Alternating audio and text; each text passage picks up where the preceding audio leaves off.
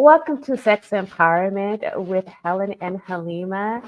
Hello, welcome. We're so glad that you are here listening to our podcast. I am Halima, joined by my co-host Helen. Hey, Hi Helen. everyone. Yes, and we're gonna touch on a very important topic. I'm sure many of you have been hearing about the modern day dating issues and men and women and gender wars and all this different stuff. But guess what? We're going to tell you what is wrong with modern day dating and get to the core issues that is causing this division or this friction and lack of harmony between men and women. So we're gonna dig deep and let's get started. That's one of my favorite topics to talk about, Helen. So, when it comes to modern day dating, I just want to just touch on the term modern, right? Because that seems to be a theme of late of modern women, modern dating. So, when we say modern dating, what are we specifically speaking about? I think as soon as we say modern dating, to many people's mind it comes online dating. Am I right? Yeah. I mean, somehow associated modern dating is associated with an online dating. And Mhm. the problem with that is that we have too much accessibility to ourselves and we give out too much information to the outside world. So Mm. when you start dating someone or someone starts dating you, they already know everything about you or can know everything about you if they want to. And that destroys that mystery, that motivation to go and meet someone in person, to find out more about them, to learn more about them. It kind of Mm. kills that necessity. And I think it's one of the main problems of modern dating. Yeah, there's no mystery.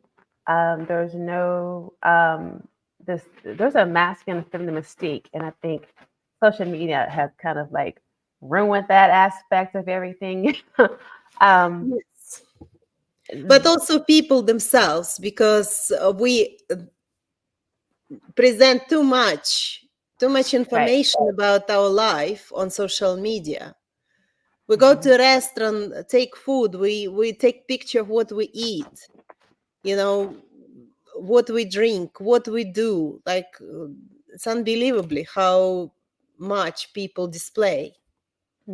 Compared to a time, say way Yeah, before social media, where you met someone in school, let's say you're in high school or something like that, and you only had the information that was available. Like you saw yeah, them in school, you had some classes with them. You may hang out at football games or whatever, but you didn't maybe see them in a bathing suit or in all kind of clothing, or you didn't know everything about them. It wasn't so accessible. And I think that curiosity isn't there anymore to want to get to know somebody, to see them. Let's go to the beach so they can see you in a bathing suit. Now it's like they can just click on a lot of profiles and see everything. Where back in the day, you had to be invited to a beach party or on a date or something like yeah, that. There was like the imagination is gone. Everything is just seen. yeah. Unfortunately, it's a big problem for many people because, like I said, it kind of eradicates that necessity to go and meet someone in person. Why to do that effort? Why to make that effort if you have Mhm. all the information in front of you and then you start communication on text messaging and that's it? Like the spark is gone. So it kills the effort or it kills the drive or it kills the curiosity for people to want to know more about you because there's really no mystery there. No. Um, and again, just comparing it back into the day, I also think that modern dating is also just how the current times, just including technology and social media, but also the mindsets and beliefs and the traditions that have changed over time. Like I was telling Helen, like in my mom's day, um, if you didn't have a ring before a prom date, you know what I'm saying, for your prom, it was a big deal. Like, most of the young ladies were engaged in their senior year or even married right after high school. So, and there's pros and cons to that. But I'm not saying one era is better than the other. But I also think that modern day includes the beliefs, um, the evolution, um, and it's different times altogether. Again, there was no social media back then to get to know people. Yeah, Mhm. exactly. And there is this movie called Cat Person that I would highly recommend to watch. It actually shows what modern dating looks like. It's kind of a bit of like a mockery to the modern date, modern day dating, Yeah.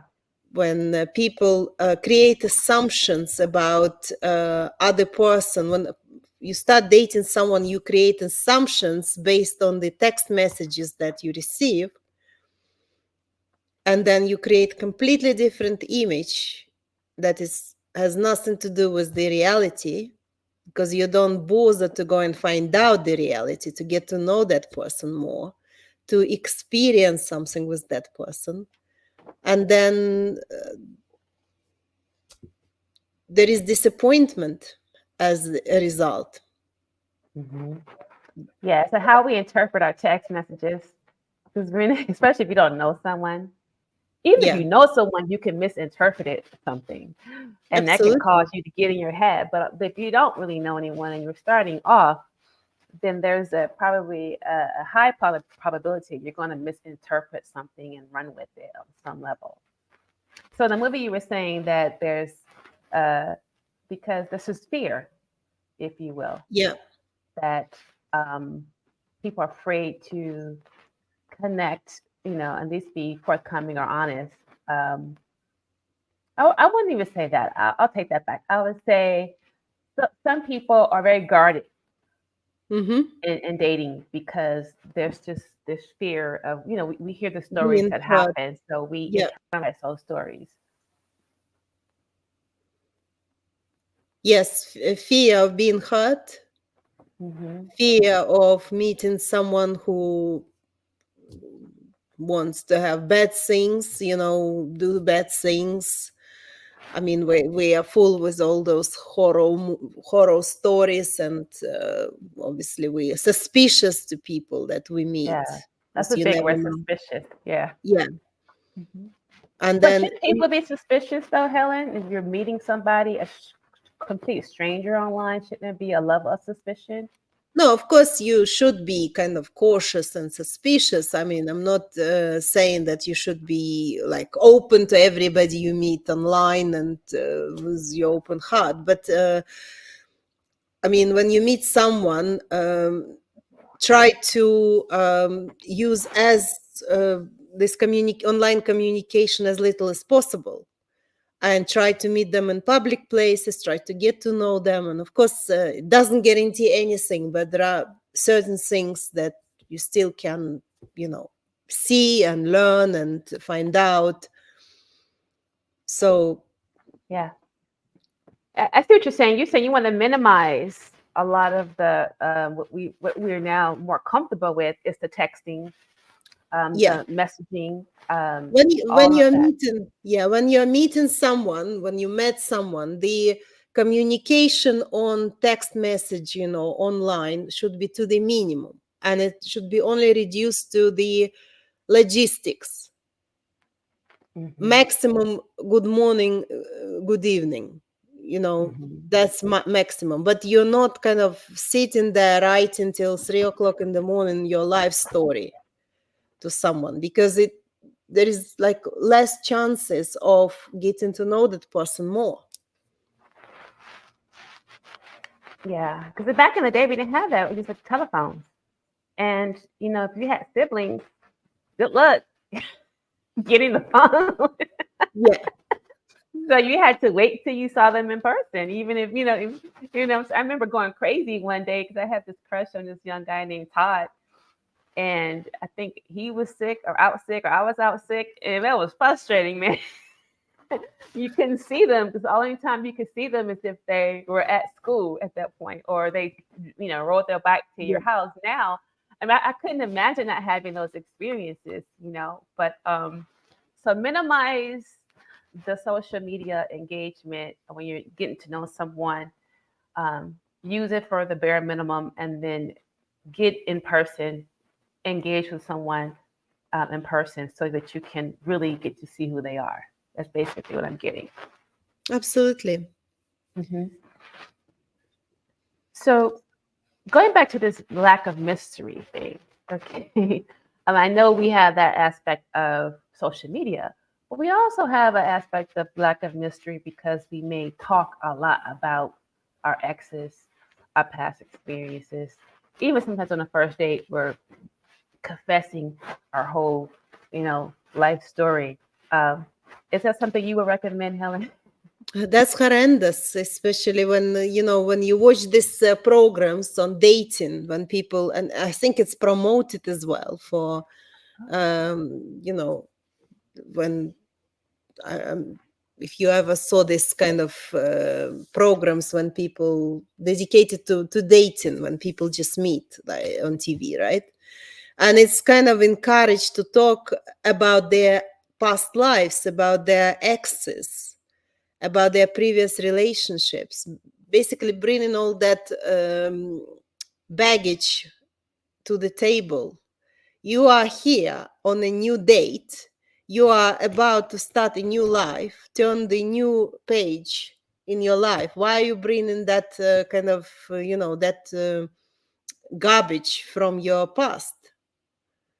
Talking about your exes, going through that traumatic experiences again, looking at a new person through the prism of that negativity, because in most cases, past relationships associated with negative stuff. I mean, obviously there are experiences when there is a positive, but in most cases when Right. you came over that, when you want to start a new life, why would you speak to someone new about your ex on the first date? And why is that recommended? That just makes no sense at all. That there's some coaches who recommend this on No, the no, I'm first day. saying, like TV shows, Oh, I when the see. participants, they all talk about their exes, their previous relationships on TV. And I don't know if it's like promoted by TV, if promoted by those, directors who set up these programs, or what is that? But it's kind Yeah. of like encouraged. Why can't they talk about their interests, their pleasures, their activities, what they want to do, their plans? There is lots to talk about. Why do you need to spend a good chunk of this program discussing your past? Yeah. And in real life, if I go out with someone on a date and they bring up their ex, that's a red flag. Yeah. That's a turn off for me. It And means that person is not over that relationship yet. exactly. And don't get me wrong, of course, if you start dating someone and it's going well and you feel like, okay, there's something serious might happen, it's essential to talk about your previous life. It's essential to bring out skeletons from your wardrobe, because obviously, it's important to know what you're gonna deal with, what you're going to face. It's important to be honest, but it should happen at specific time of your dating period.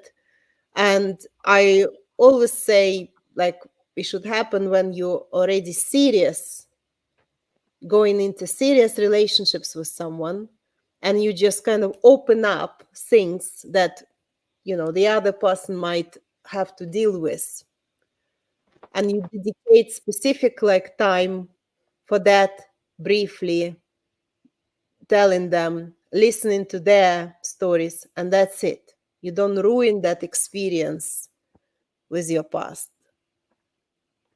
Hmm. So okay, so this whole this other theme of intimacy or vulnerability.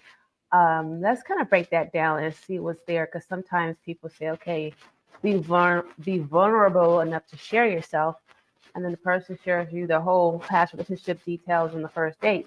Is that true intimacy, though? I mean, does intimacy have to be built on trust, or what is behind, unpacking your past relationships on a first date or even a second date for that matter? I don't think it should be on first or second date. That's for sure. But later in a kind of dating, yes, it's important to open up some unpleasant things that you might have in your life in front of the other person, especially if you're planning to be in serious relationships with them, because you don't want to kind of take them by surprise. Right, right. Right. There are certain things, for example, that are important to you, and they might not be okay with that. So obviously, you need to let them know that this is what is part of my life, and I'm coming into these relationships with this baggage or with this kind of thing. Are you okay with that? Because I like you very much. I want to be with you, but this is kind of conditional offer here in a way. And the other person is the same, because we all have something in our life. Nobody's perfect. But what I mean by that is that when there is some kind of chemistry established, when people like each other, when they want to continue their working on their relationships, that's when they can open up in order to trust each other, in order to build that connection more. But you don't do it on first date before you even learn the name of the person, because your dating is not a psychological session with someone. You're not coming to date for therapeutic program. You're coming to date to meet someone, to enjoy it, to make their life enjoyable, to have a good time, and to meet someone who you want to build relationships with. You're not there to for someone to listen to your psychological problems.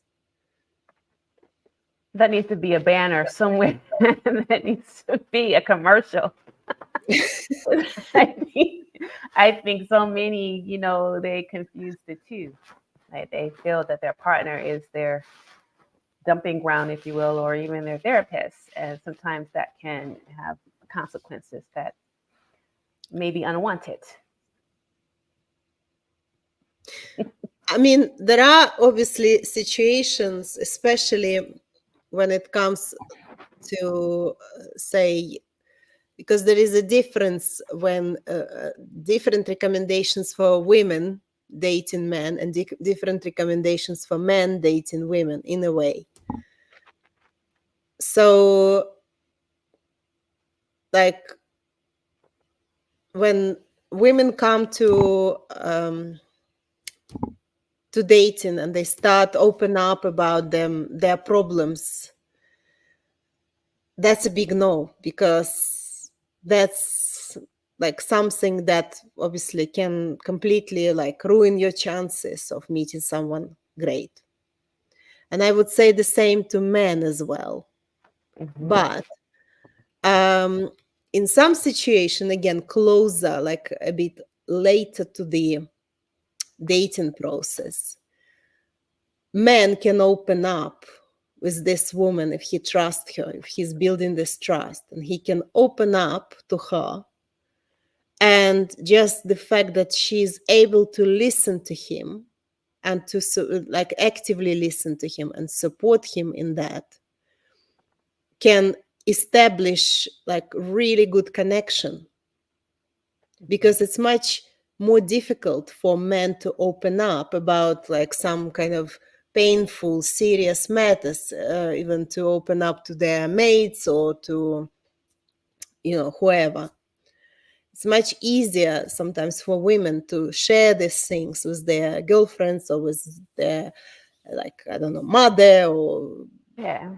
Mhm. friends or like relatives, but it's much more complicated for guys. But what I'm trying to say is that I don't want to sound like I'm encouraging guys to kind of to use women as a shoulder all the time. No, but there could be a moment when he can open up, and if she's in the right moment, she's supporting him. That brings up more chances to establish that intimacy, that connection. And of Mhm. course, it has to be change of subject, because if you open up all the time, all the days, it's all about your pain, then I'm sorry, it's obviously not going to end up well for the person who's listening. But I hope I'm clear what I tried to say. Yes, Yeah. yes. And so let me see if I can summarize it a little bit about, first of all, our partners, our potential prospects, our playmates, if you will. They're not our dumping grounds for our trauma or for our wounds. So we have Yeah. to be mindful of that. And also, you were saying that men um, are, it's more challenging for men to open up about their problems, for various reasons. That's why, I mean, I'm sure most women can agree to that. First of all, they're not as communicative as we are as women. We're women love to talk. Yeah. Men, okay, so we all know this. So when there's an opportunity and when he feels comfortable, and if the woman is actively listening, that's an opportunity to deepen intimacy and trust level. Now, that's not going to happen every day and all the time, or then you are a dumping ground for trauma, and that's problematic as well. So, it's very important to really, you know, understand why that is, why your partner isn't a dumping ground, or your therapist. Of course, we're going to listen, we're going to support, um, but we're not. I don't want to be in my relationship the constant dumping on, the constant, because there's therapists. That's Helen. She's a therapist for these things. And you can get professional support, because some things your partner, it may be out of their range of skill and ability, and you need to seek out professional help. Yes. Absolutely. Hmm. So did I summarize that okay? So yeah, okay. um, I also want to talk about some of the modern day dating things I hear from podcasts, and maybe I'm just going to throw them at you, and see what comes up for you. One of the things that I hear, um, both men saying, one of their concerns of dating "quote unquote" modern women, which is a part of it, um, is they don't want to date women with a high body count, or a lot of who've had previous partners. And I know you said earlier that our psychology is different. Male psychology is different. Women's psychology is different. So if a woman begins to open up early on about her sexual experiences, is that a smart thing to do? I don't think so. Okay. I mean, I would say to women, you do not open up about your sexual experiences at all if if you don't feel like. And even if you feel like, you just don't open up. Even if you feel Because like, it's not gonna work in your favor. Yes, obviously you cannot lie, you cannot hide the fact that you right, had relationships, but don't go into details about them.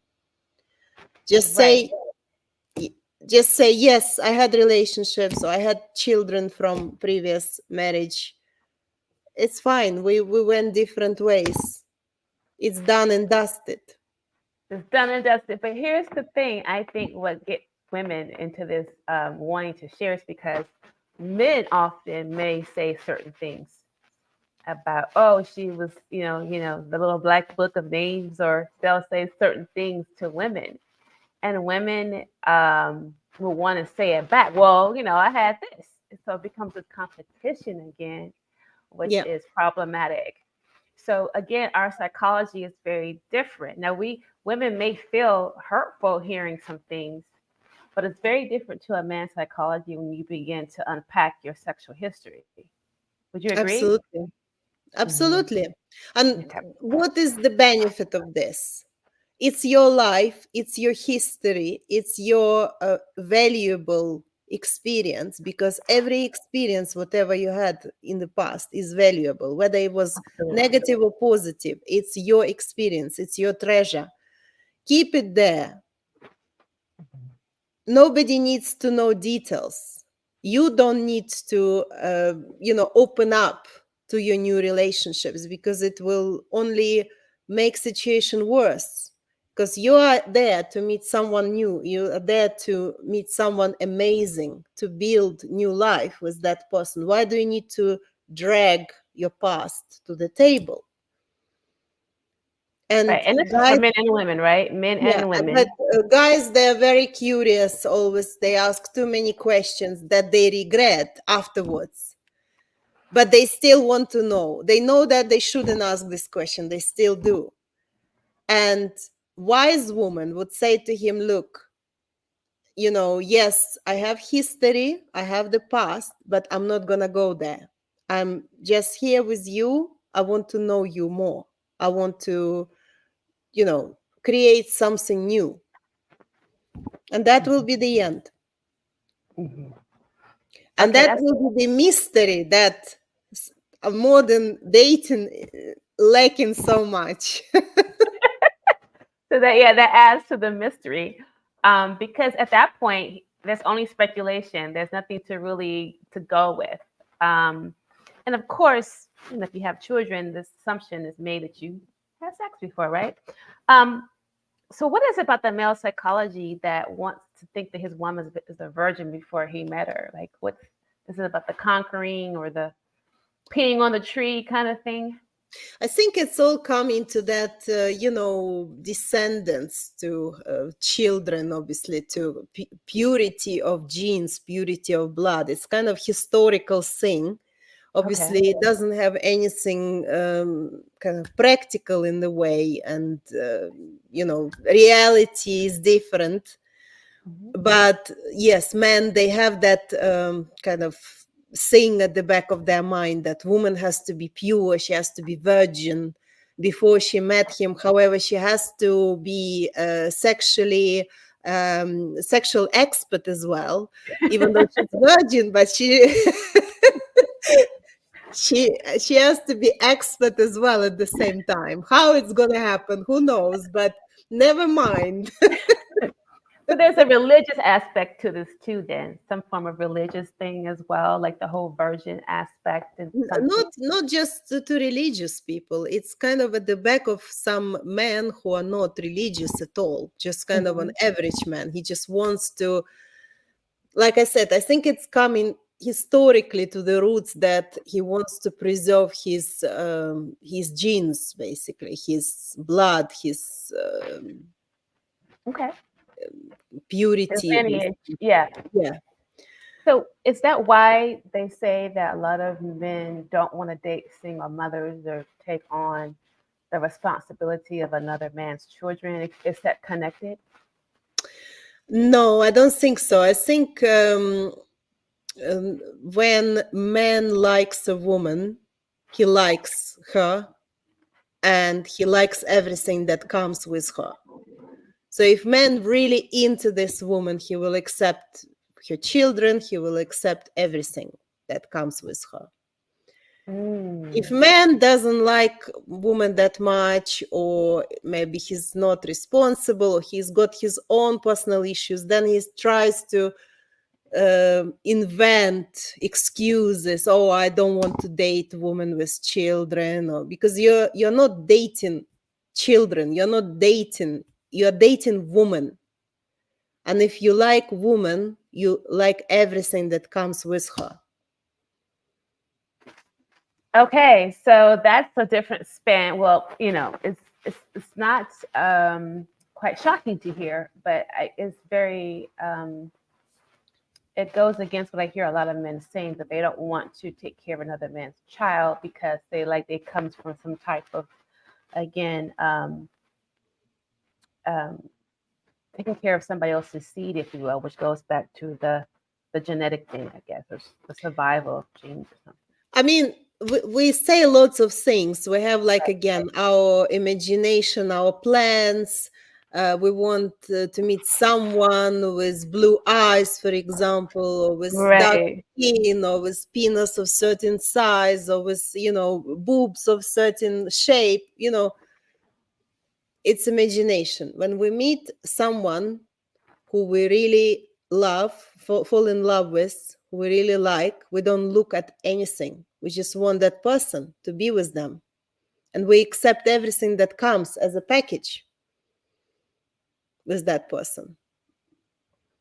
So this really comes down to a heart issue then, not more of a survival or genetic one. It's like if you love someone, then Yeah. this is what comes with it.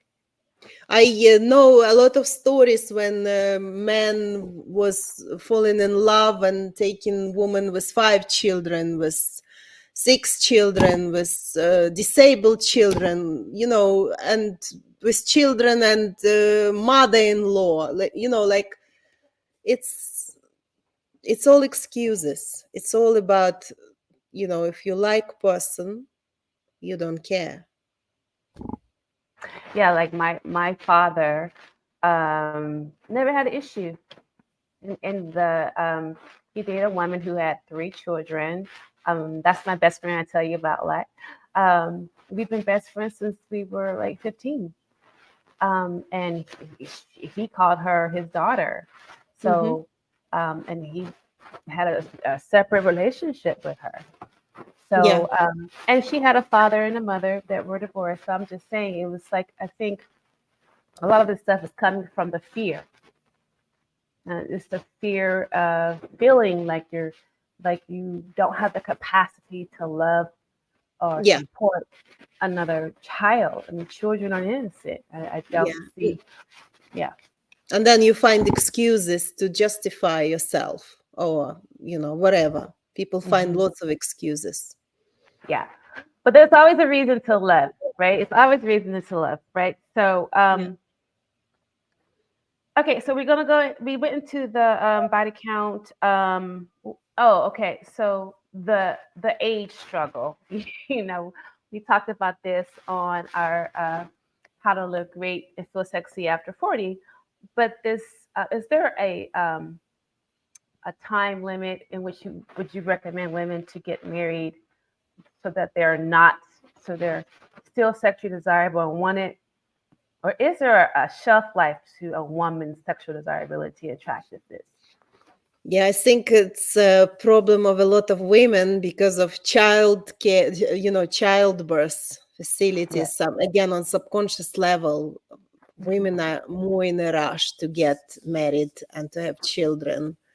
And like there is expression, clock is ticking, The biological clock is ticking. biological clock, yeah. But and some women even in their 20s start panicking about this. um but and it's not just women, men as well. Mhm. And But this I is think, all coming from fear, do you think, or there's some practicality to this? well, it depends. Obviously, if somebody really wants to have family, have children, then there is some kind of and they've been single, or they can't find someone who they want to be with, then there is like a mixture of obviously practicality and fear that they might be, time passes and they won't have time to set up family or something. But for relationships, I don't think there is any age limit. People meet at any age and able to establish happy relationships. Hmm. I agree, and I think it goes back to the fear thing. If you feel like your time is running out, if you feel like you're too old, if Yeah. you're buying into these ideas and notions and concepts that you're too old, that you're not da da da, then you're going to digest those things and make that your reality. I mean, no one has control over your thinking and your ability to vision and imagine your desire and co-create your desire. So, but I do know we get stuck in that hamster wheel of doubt, Yeah. insecurity. People have fears of different types. There are people who have fear that they won't be able to have children, but there are people who have fear that they will be able to have children. They don't want this because they are worried that they won't be able to take care of them for some reason. So there are lots of different fears. We're like fear-driven creatures. Oh, absolutely. And I think that's what's the underlying issue in the dating process. Yeah. Is that people fear they're going to be hurt. Mm-hmm. And what we see, I think, is a lot of withholding. Even though social media, there's a lot of reveal, there's a lot of, showing and telling, there's a lot of withholding as well, like from the heart space. You're withholding, love, you're holding compliments, withholding appreciation and gratitude, you're withholding these things. At the same time, there's so much being projected on the social media platforms. It's very interesting. Yes, I agree. I think what we lack just human contact, human communication and human contact, more of it. I agree. It's a big one because I do think through this process of technology and having access to so much information, and many of it could be very disempowering. You got some really great, being used for empowerment, but you hear a lot of disempowering things. Um, and so it's easy to dehumanize, men or not see them as whole, emotional human creatures. And it's also the same with women. You discard them or you diminish them to just being sexual creatures, Yeah. or man a bank account. Yeah. I hear women saying, oh, when they talk about qualifying for a man, they say, oh, he has to make this amount of money, as if though that's it. Like, what are your thoughts on that, Helen? Again, it's historically because going back to historical development on subconscious level, women want to be with partner who will be able to take care of them and their children. Mm-hmm. So it's understandable when women want men to make money to be able to provide for them, but Right. modern women make money as well. Modern women, a lot of modern women have jobs, then they can provide for themselves. Mm-hmm. And that can also create a lot of additional problems because in cases like this, when women too independent, they basically take away that responsibility from men, and that creates a lot of irresponsible men who don't want to take, responsibility. Why would he if she can take care of herself? Mm-hmm. We saw that play out in the movie that we saw, Fair Play, Yeah. when they were in the stock market industry or something like that, and she gets promoted to a job that she thought her man was getting promoted to, and then she does really well. She gets this commission, this six figure, like it was like 300. It was a big commission check, and when he saw that check, it's like I can't even imagine what was going through the mind. It was like 300. I mean, who can compete with that, really? Unless you're even, unless you're writing the check, I should say. Mm-hmm. Yeah, that's unfortunately part of the problem of the modern world because men basically are not needed. Mm-hmm. Men move to that kind of category when they're stripped of their responsibilities, their masculinity, their like need in them, apart from childbearing bank, child creating bank in a way. And that's part of the problem as well. Mhm. Well, there's a lot to unpack with that. There's a lot of ways to, there's a lot to that will probably take more time than we have now because we're wrapping up. Any last comments or um, nuggets you want to share with the listening audience? Yes, just basically, if you are in the process of dating someone, try to establish that human connection. Try to kind of go back to the authenticity of this process when it used to be in old times when people communicated, met face to face, went on some kind of experiences rather than sit on phone and text each other because it's not going to take you anywhere, especially Mm, if you're fear driven that you're not going to meet someone in the right time and you're not going to have family in the right time. So get out of your place, go out to the world and meet people. mm, I love it. And I'll put your link to the website here for those of you who want to get into contact with Helen. I just want to add to that. It's like I love what we were saying about connecting to the human aspect of things, but it's also about embracing your own humanity. You can offer it to someone if you don't have a deep appreciation for yourself, um, flaws and all, like everything, not just what you like, but all the things that you may not want to acknowledge, right? And I think that when you're able to embrace your full humanity, you can offer that to someone else. And the fear that, to me, the underlying cause of this whole issue, um, dating, modern day dating, gender wars, etc. It's like, why is it so hard to love? Like, I always ask myself this question almost every day. Why is it so hard to love? I ask my clients this as well.